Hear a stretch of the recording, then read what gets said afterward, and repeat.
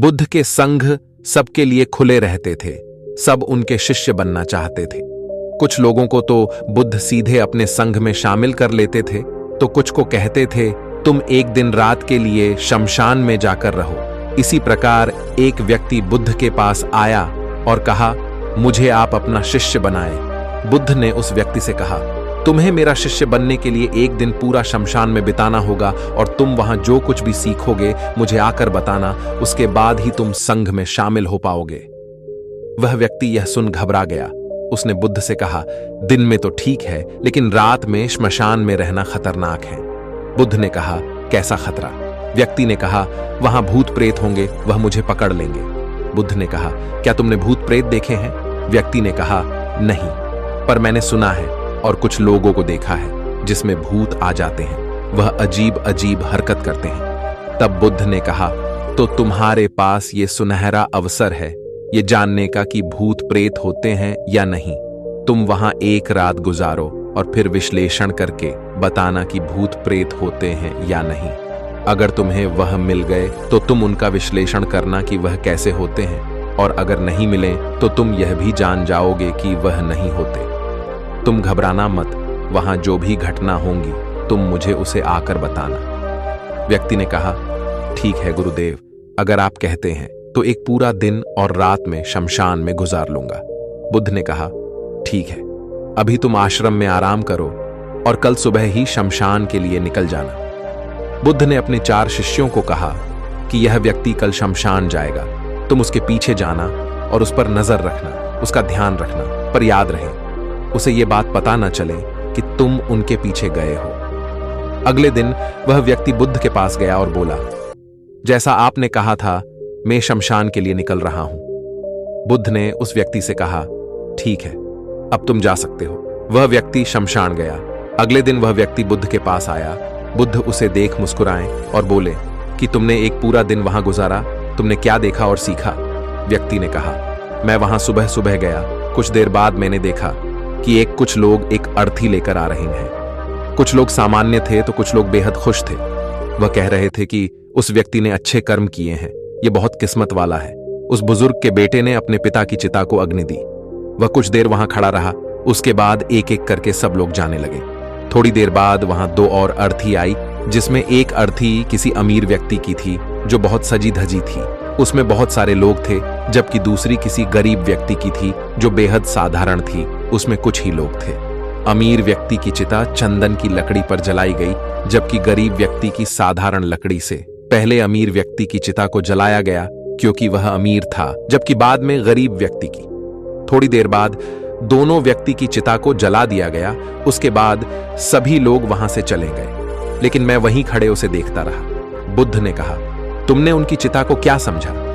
व्यक्ति ने कहा, बुद्ध दोनों की चिता एक समान थी, दोनों का शरीर उस चिता में जल भी एक समान रहे थे। उसके बाद दोनों उसमें जल गए। अंतिम में जो बचा वह भी एक जैसा ही था, उसमें कुछ अलग नहीं था। हे बुद्ध, उसके बाद वहां एक स्त्री की अर्थी आई। उस स्त्री का पति बेहद दुखी था और वहां आए सभी लोग भी काफी दुखी थे। वह सभी उसके पति को सांत्वना दे रहे थे। हे बुद्ध, उसमें मैंने देखा कि बहुत लोग काफी ज्ञानी थे, वह ज्ञान की बातें कर रहे थे। वह सब महाज्ञानी कह रहे थे कि यहां तो एक दिन सबको आना ही है। जीवन हमें ज्ञानता और परोपकार से जीना चाहिए, किसी को कभी भी कष्ट नहीं देना चाहिए। धन के पीछे हमेशा भाग कर कुछ नहीं होता है, अंतिम में हम सबको एक दिन शमशान में जाना ही होता है। उसके बाद वहां कोई नहीं आया और मैं पूरी रात वहीं पर रहा और अगली सुबह आपके पास आ गया। बुद्ध ने पूछा, क्या तुम्हें वहां कोई भूत प्रेत दिखा? व्यक्ति ने कहा, नहीं, मुझे वहां कोई भूत प्रेत नहीं दिखा। पूरी रात में अपने आप से डरता रहा, पत्तों से डरता रहा, जानवरों की आवाजों से डरता रहा, लेकिन पूरी रात मुझे कोई भी भूत प्रेत नजर नहीं आए। बुद्ध ने उस व्यक्ति से कहा, ठीक है, अब तुम जाओ और आश्रम में आराम करो, कल फिर एक दिन और रात के लिए तुम्हें शमशान में जाना होगा। वह व्यक्ति यह सुन बोला, आप कैसी बात कर रहे हैं? आपके कहने पर आज मैं पूरा दिन वहां रुका। वह समय मैंने कैसे काटा है मैं ही जानता हूं। अब मैं दोबारा वहां नहीं जाऊंगा। बुद्ध ने कहा, देखो, जो खास चीज तुम्हें वहां जाकर मिलनी है वह तुम्हें अभी तक नहीं मिली है।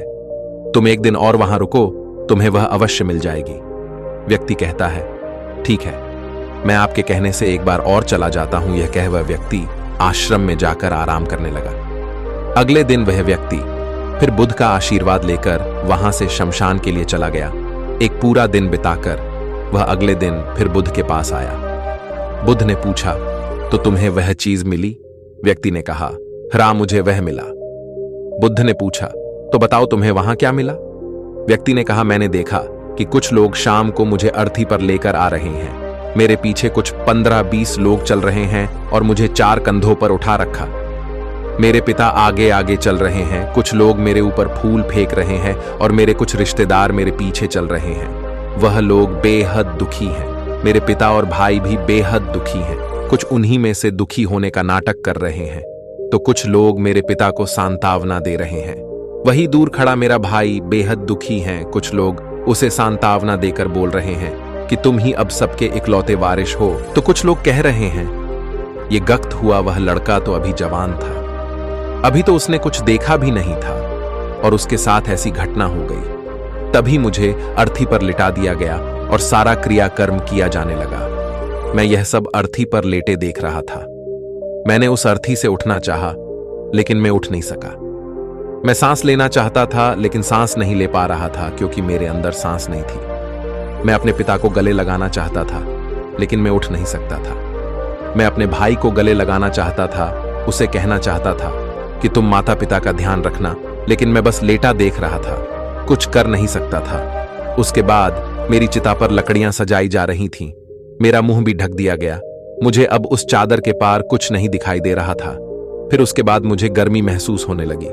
फिर मैंने देखा कि मुझे जलाया जा रहा है। मेरे हाथ पैर जलने लगे हैं। मेरी हड्डियां, खाल सब जलने लगा था। धीरे धीरे अग्नि और ज्यादा बढ़ गई थी। मैं वहां से उठना चाहता था। मेरा दम घुट रहा था। मैं सांस लेना चाहता था, लेकिन मैं ऐसा कुछ नहीं कर पा रहा था। मैं उस अग्नि में पूरी तरह खो गया। मैं पूरी रात खुद को ऐसे ही जलते देखता रहा। मैंने देखा कि अंतिम रूप से मेरे पास केवल मेरी राख ही बची हुई है। उस पूरी रात न तो मैं डरा, ना ही मुझे डर का एहसास हुआ। पता नहीं कहां मैं पूरी रात खोया हुआ था और सुबह होते ही मैं आपके पास आ गया।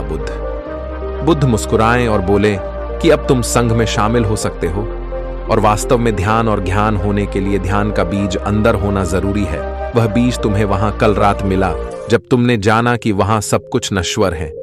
इस दुनिया में सभी व्यक्ति शमशान में जाने के बाद ये तो देख लेते हैं कि सभी को वहां जाना है, लेकिन जैसे ही वहां से बाहर निकलते हैं वह सब भूल जाते हैं और फिर अपनी जिंदगी वैसे ही जीते हैं, वैसे ही कर्म करते हैं, वैसे अधर्म करते हैं, वैसे ही लालच करते हैं और वैसे ही क्रूरता दिखाते हैं, और जैसे ही शमशान में जाते हैं सब धार्मिक हो जाते हैं। पहली बार जब तुम शमशान में गए तो तुम भी उन्हीं ज्ञानी व्यक्तियों की तरह थे, जैसे कि वहां सभी महाज्ञानी व्यक्ति आते हैं।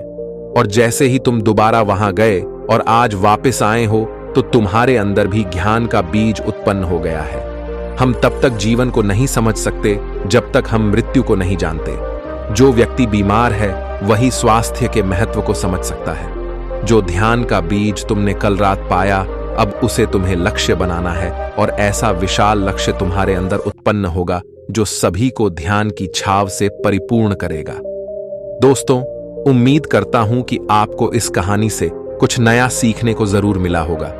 अगर आप हमारे चैनल पर पहली बार आए हैं तो हमारे चैनल को सब्सक्राइब जरूर करें और साथ ही साथ बेल आइकन जरूर दबाएं और ये वीडियो अपने दोस्तों तक जरूर शेयर करें। ओम नमो बुद्धाय।